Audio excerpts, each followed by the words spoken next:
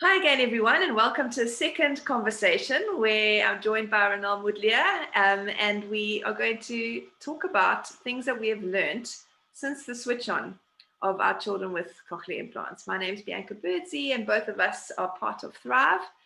Part one, if you haven't seen it, go and look for that link. We chatted a bit about some of the things we've learned in terms of practical everyday use. And today we're wanting to look at here in this part two, some of the costs especially involved. We believe that when everyone's making a decision about anything on this journey, it needs to be one that's informed. And sometimes one only knows these things once you've actually experienced them. So again, this is our unique experiences. It might be different to anybody else's, but we hope that what we share with you is insightful and helpful. So Ronald, to kick off this conversation, let's talk medical aids. What were some of the things that you've learnt, without being specific about any particular medical aid, but just some of the things you've learnt about that has enabled you to access the care that you've needed to start off with and going forwards? Okay, so what was surprising, I think, when we were starting out this journey was that cochlear implants, it's not a given that your medical aid would cover it. Sometimes you would have to motivate for it, and it would have to go through this great lengthy process of motivation. And each medical aid would have, if they do cover it, they would have their own terms and conditions around that cover. So sometimes they might cover it once off, or and that's it, or they might provide cover for several family members or just one family member. So there are always terms and conditions that go with that. And then, over and above the device itself, there's also surgery costs and, costs that for your audiologist and your ENT and all of those things. Those things are usually more straightforward. It's the device that you have to be a little more careful about whether your medical aid covers that.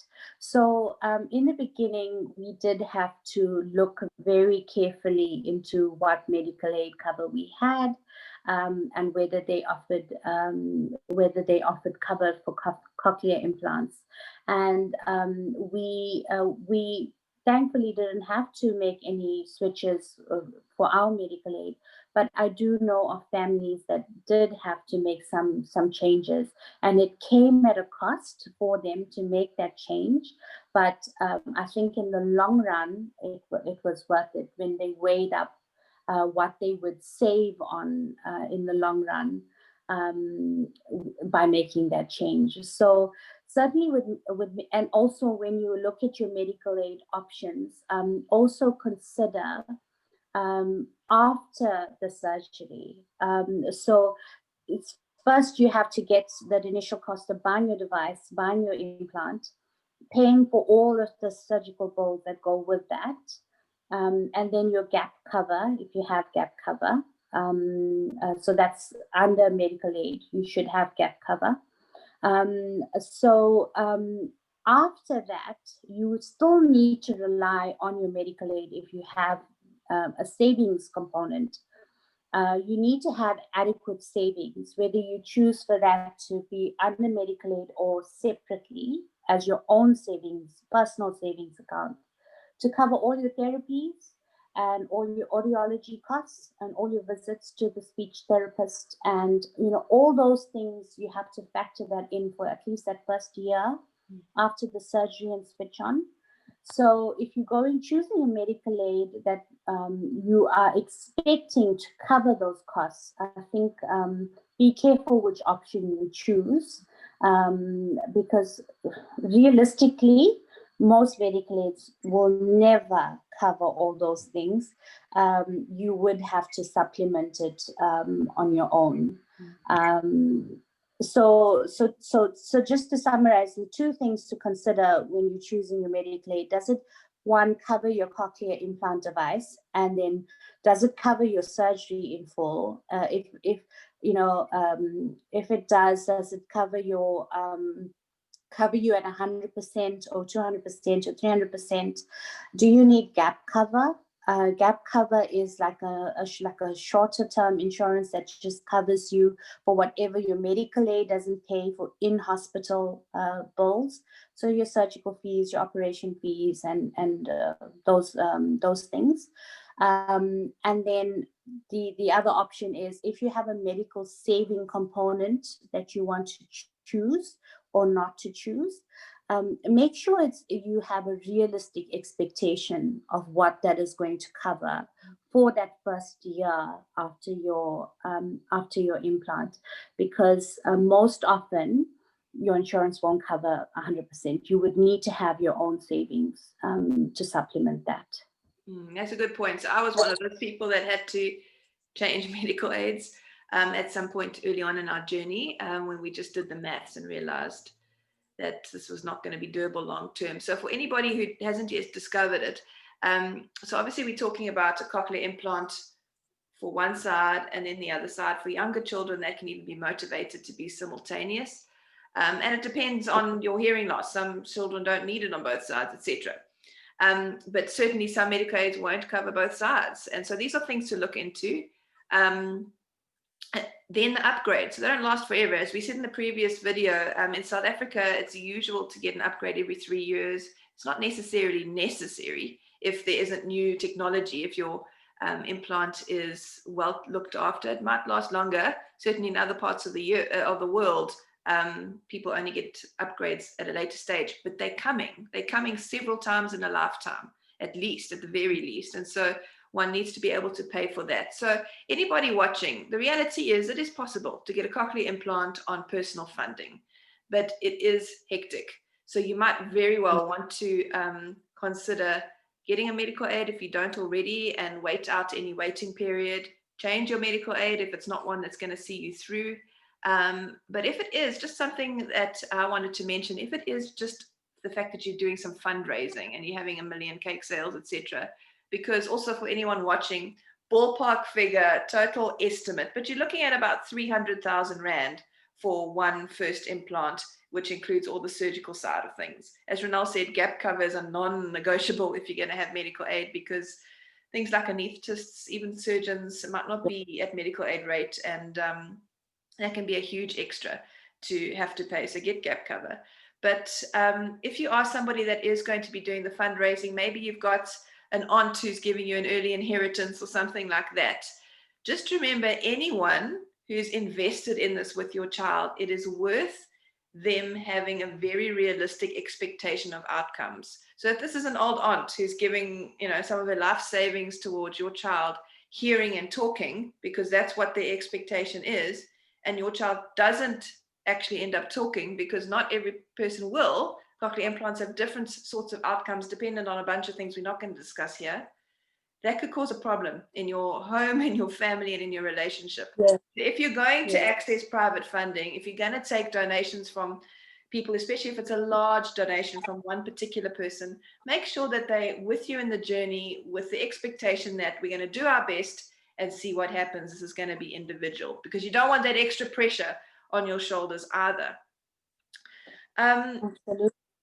So medical aids is something just to remember is an ongoing cost. It's you might choose a package that's more expensive that you would have otherwise had, maybe not, and so that's something that's going to be ongoing.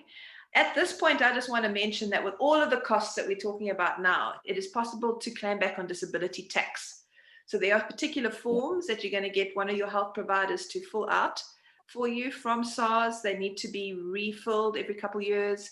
And any expense related to the disability that you're applying for, you need to keep records of and have someone maybe help you initially with that. We actually have a link about disability tax on our Thrive website that you can go and have a look. There are people that specifically assist others in the tax space with regards to this, but keep absolutely every detail, because even your medical aid fees, you can claim back on disability tax, and that does help. I'm always quite surprised every year when I tally that to see how much I've spent in a year on additional disability related things.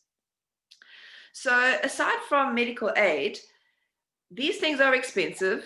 we are putting them in the hands of teachers, children themselves, siblings, helpers, whoever. What do you think about insuring them, Ronelle? And what are some of your tips around that? It's something that I feel is not spoken about enough by your manufacturers and suppliers and your audiologists and the people you're buying it from. And I don't know why, but it is an absolute must. Insurance is an absolute must, especially for if you're paying. I mean, maybe for a hearing aid if you're choosing a more affordable option, you can save for replacement through the year. So my hearing aid devices, when I started out, I didn't insure those because I could afford to replace them if they were broken. But certainly, if things went wrong for the cochlear implant, I could not afford to replace them in my own capacity. And I knew that my medical aid would not cover a second implant. So definitely, insurance was an absolute must for me. So I encourage you to do your homework. So for me, we went through a broker, and we also changed brokers because once again, this is a journey. You need to have people who are rooting for you and who can represent you. And so we needed to have a broker who understood our family needs. So when we spoke to our initial broker, we were just one of 1,000 clients. So we weren't getting what we were really needing out of the broker, and it wasn't meeting our needs. So we found another broker that understood and found us the right appropriate cover. It is something that is incorporated within your household cover, and they took the time to explain the various options to us. They also took the time to explain the claim process and what is the excess on a claim. They also told us what are the risks involved if you are over claiming on items, or if you appear to have a bad record, or how do you get blacklisted with an insurer. And these are some of the risks that are involved with overclaiming.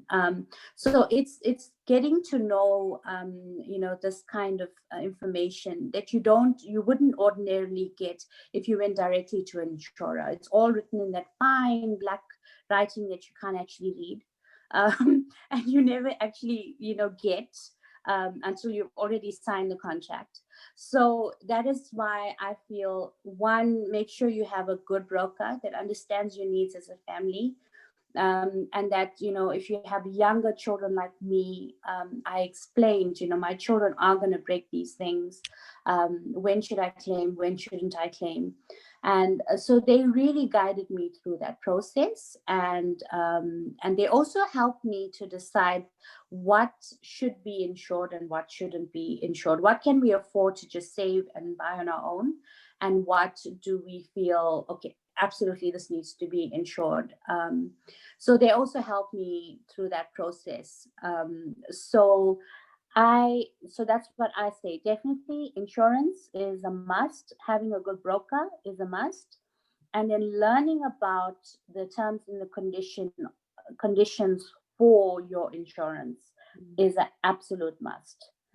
Because believe me, there can be some hidden costs there, and you don't want to be surprised when you do that first claim and you only end up getting like a quarter of what you thought you would get. That's a good point. And I think something that I've also learned to do is say every 6 months to even a year, maybe that's too infrequent, but I double check what replacement costs are, because most of these things are coming from overseas, and with either the price increases or with a rand, euro, whatever change, it could mean that now you had insured them at 90,000 rand, but they currently actually would replace at 110,000 rand, and you've got this 20,000 rand shortfall, which is a hell of a lot of money to suddenly come up with.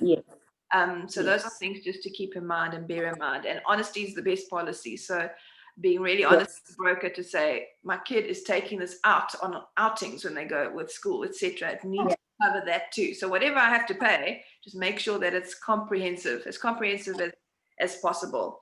And so again, this might be a time where you have to actually change your household insurance people and put your cars with new people, etc. If need be. But just consider again that this is lifelong. Renal, you keep saying this, and I'm just going to mention it and highlight it because I think it's really important and it's good praxis just as people. But you keep talking about personal savings. I think most people live without any margin for problems. And if you're investing in a cochlear implant in your family, you have an obligation to have personal savings because there will be a time something happens that you're going to need to tap into those personal savings. So it's time to be saving every single month, and it takes a little while to get out of debt, etc. But that's not actually a separate discussion to something like a cochlear implant that does have some lifelong massive expenses. It's just the planning around it. You never want it to be a situation where you can't allow your child to access something that they've become used to. So personal savings is really important. So thanks for bringing that up so often. Batteries. Now, I know that disposable batteries can be very expensive. Yes. For anybody accessing those, they're also not great for the environment. But rechargeable batteries are also really expensive. And because you're using these all the time, and as you say, you've got extras at your mother's house and everybody's house, the chances of losing these is very, very high. I don't think you can insure them, I'm not sure. But we certainly don't insure our batteries. So just ballpark figure, do you have any idea how much one processor would cost monthly if you were to use disposable batteries? I have no idea. I can't remember. We switched to rechargeables, but I know that we worked it out then, and it was a huge saving to switch to rechargeable.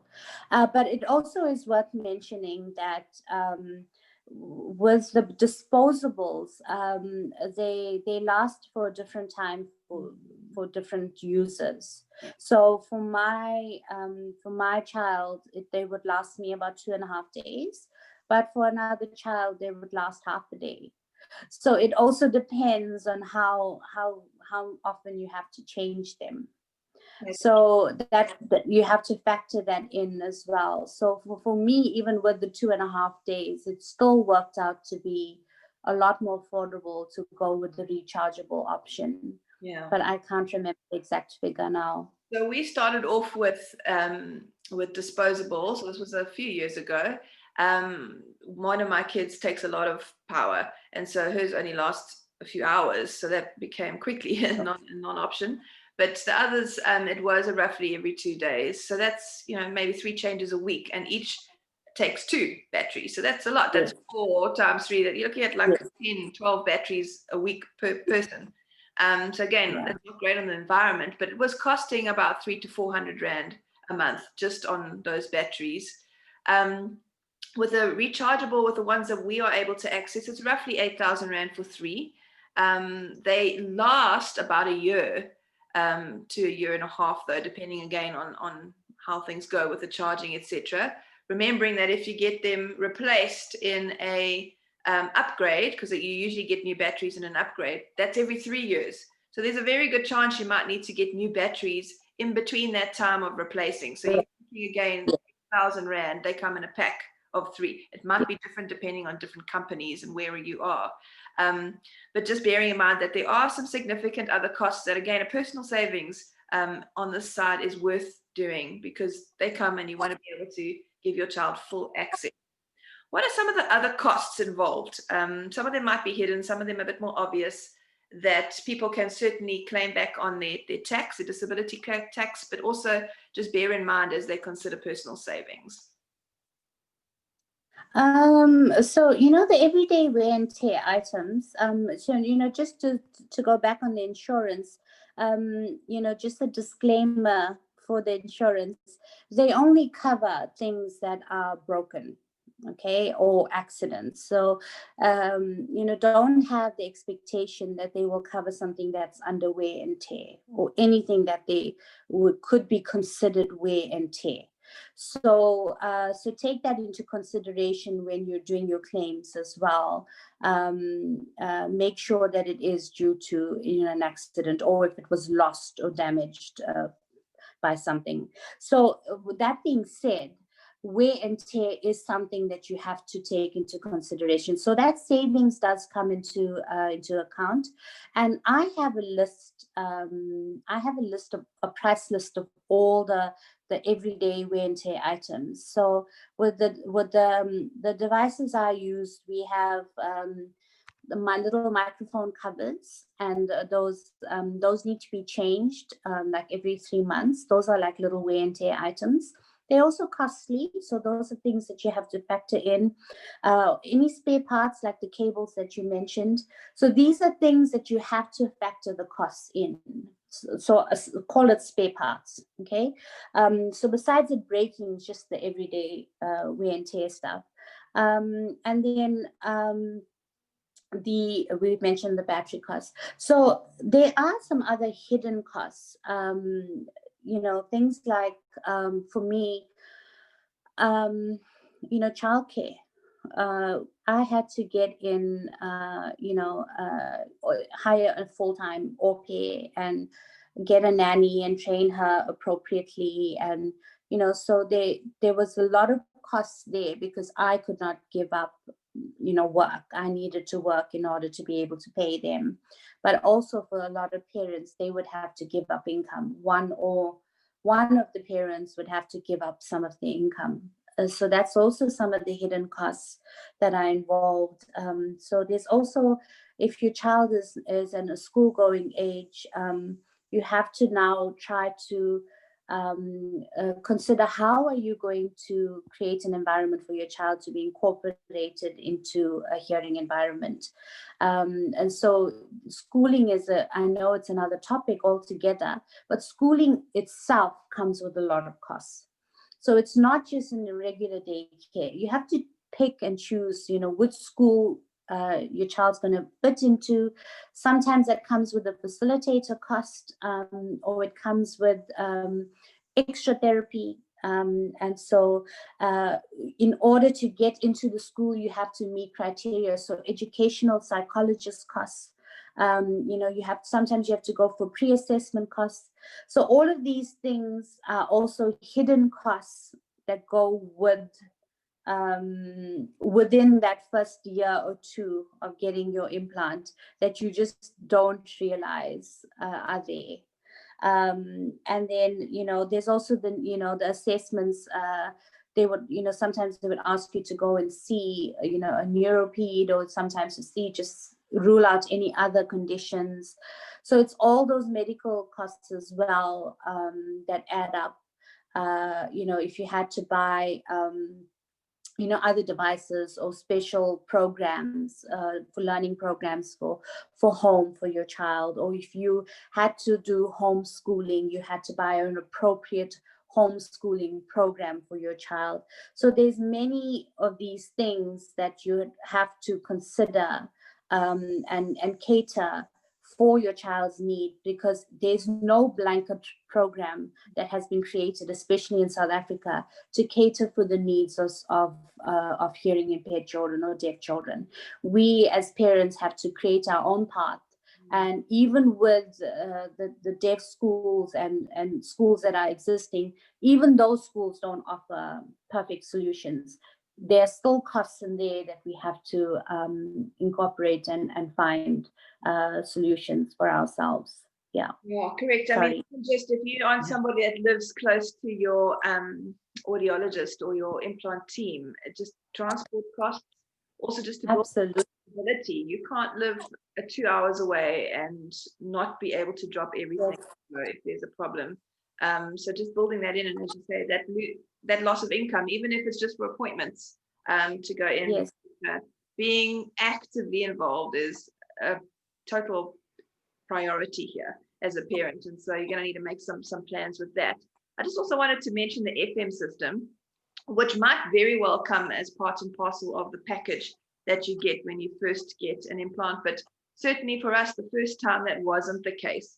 And so an FM system is a device that enables other noise to be overcome. So the teacher wears something, the children have what we call shoes, which are receivers, and it enables the teacher's voice to go straight to their cochlears and bypass any background noise, any distance, even in the classroom. It means that if your child isn't heavily reliable on lip reading, they can sit pretty much anywhere in their classroom. And we've mentioned this in other videos too, but us hearing people have inbuilt mechanisms to enable us to hone in on sounds irrespective of noises. But certainly children with hearing devices, those mechanisms don't work the same way. And so everything is competing for that teacher's voice. Or even when you're out. So sometimes we go to a market that's very, very noisy, and I want to, I'm holding a coffee, I don't have hands to gesture or anything with, and I want to be able to talk to my kids. So I'll wear one of these so that we can overcome the background noise. For us, it's very much an imperative part of our school package of care that goes with us. Now, these things typically aren't covered by medical aid. There might be a scenario, and hopefully that changes where they are. And if they aren't part of the package that you already purchased, they're extremely expensive. You're looking at about 30,000 Rand for a good transmitter, about 10,000 Rand, and that's an underestimate for each receiver. And obviously, if you've got 2 cochlear implants, that's 1 on each ear. So these are things that also only have warranties for a year. And most things, when their warranty gives up, they tend to have problems. I've found, even with my own cell phone, etc. So there's a good chance they need to be replaced. They also little things that can get lost, so added things to add to insurance, etc. So these are also things that are important, but certainly add to the costs in various ways. So those are most of the things I can think of. And then, of course, the therapies, etc. And again, you're going to need to sit with a spreadsheet to decide, are you a family where actually it makes more sense to do personal saving and use that for any therapies, or do you want a aid that covers that too? And depending on other members of your family who might have other needs, that might look different. So yeah, I think it's extremely helpful. I think certainly one of the things that I feel I've learned on this journey, that's aside from the cost itself, is just the intensity of it all. This is not something I can necessarily put down. My kids turn 18. So even saving up for that, I mean, I don't know what they're going to earn. I don't know if they're going to be able to cover this themselves. So I find myself in a position where I've actively put something in place so that they might not necessarily ever have to cover that for themselves, but I've got that set up. So there's certainly some aspects to this that are hidden, are not obvious to everybody. And it's worth thinking about when you're making these decisions. I also found that the moment my kids had implants, the world expected them to be hearing. It was as if the expectation was that the surgery, especially because it incorporates surgery, is fixing their deafness. And it certainly isn't. As deaf as they ever were. Mine are more deaf because they lost their residual hearing when the implants are off. And certainly with them on, we have great access to sound. Mine cope really well in a hearing environment with an FM system, but they're not hearing. And so sometimes those perceptions that others might have might mean that accommodations don't come to mind. Whereas maybe before they had the implants, if they were slightly older children, it was obvious that we needed to do things differently. But those accommodations, you might still have to remind people that your child is still deaf. They now have something where they can access sound, but they don't have normal hearing like a hearing person. Are there any other things that you can think of that you've learned that don't really fit into any category, but just worth sharing? Yeah, I think that something you mentioned earlier on in the previous video is that when you're starting off on this journey, I think the most important thing to remember is that you are in charge. When I started out initially, I didn't know that I was in charge. And that delayed a lot of decision making. And it certainly caused a lot of anxiety and stress in our family because I was sitting around waiting for other people to make decisions, and sitting around waiting for, like, your professionals to make decisions. And the truth is, as a parent, you are in charge.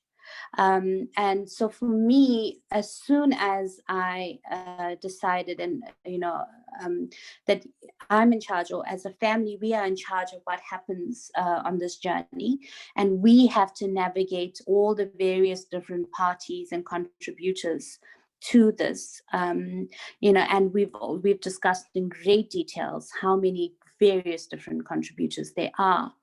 It does help navigate the stress, but it is in itself a full-time job, I have to say.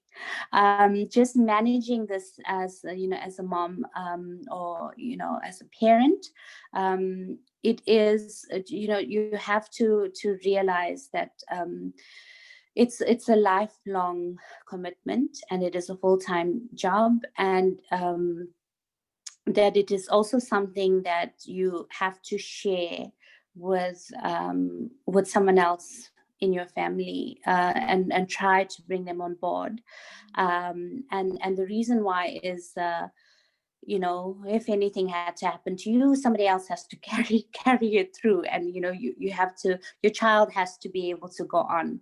And the statement I made about empowering your child is really important. Including them in the journey as early as possible in decision making, and also helping them learn how to save from an early age, how to manage their time, how to manage their money, how to manage their decision making, how to deal with their own therapists, how to deal with audiologists, and these things, they are going to have to be the adults that navigate this. It's not going to go away. So you could do it for them for a long time and just manage their life, but it's not going to be helping them in the long run. So for me, that is a very important thing for a parent to learn from an early time, is include your children in all of these steps. And it becomes a lot less stressful that way.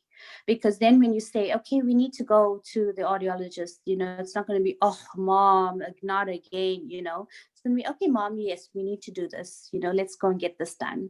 Yeah, depending on the personality of the child, there is a balance between that, and then also just this responsibility that a 7-year-old shouldn't have, So, yes. So I think as a parent, being able to just chat to other parents about this, having a place where we can go wrong when you're feeling stressed, having this awesome relationship with your service providers, your professionals, and then also just having times where you chat to your kid and say, how is it going? For them to also have a place where they can express that they find it very stressful if at the thought that their bag at school might go missing because they know how expensive the stuff inside is, etc. I also find that one thing that is quite hard is the dependency on the equipment. So, I mean, when we've had times where there's been lots of load shedding, just that anxiety that how are we going to charge these batteries because I'm dependent on them. Anything can go wrong, where your child might have a period where they don't have access to either one side or both sides or something like that, but yet they go to a mainstream school where they're completely reliant on listening. And that feeling of dependency and how are we going to mitigate that, and etc., is quite a stress. And certainly I've found that a good strategy to just be ahead of that game is to make sure that everybody in your child's space, whether it's teachers and peers, are slowly but surely also understanding your child's hearing loss, what it means to listen with a cochlear implant, share with them some sound simulation clips so they can realize this isn't typical hearing. Different strategies might be needed to be employed if there's a time where your kid, something's broken and it's up for repair and they have to go to school, but they don't have that. Certainly once your child learns to read and write, communications written is much, much easier. But having a team, so it's not just you as that one mom who's having to care for everything, but a team that really wants to see things be as good as they can be is really, really worthwhile. Absolutely. So thank you so much again for your time, Renal. And we said there's so much to be said that we haven't said, but we certainly hope that the stuff that we have mentioned for new parents considering this has been interesting. I speak for myself to say I wouldn't have chosen anything differently to what I've chosen, even though I'm acknowledging that there's lots of difficult things to consider in this decision. Any professionals watching, I know that what happens at home is often not seen or not even known, and therefore not part of what one studies. And so I hope this has been insightful for you too. Bottom line is that parents need support. And so including them in parent support programs where they can chat to other parents and compare notes and swap ideas and tips, etc., is something really, really helpful to do. And then just remembering to manage families with that extra bit of grace, because there are times where this does feel quite overwhelming. So yeah, thank you so much, Manal, and take care, everyone.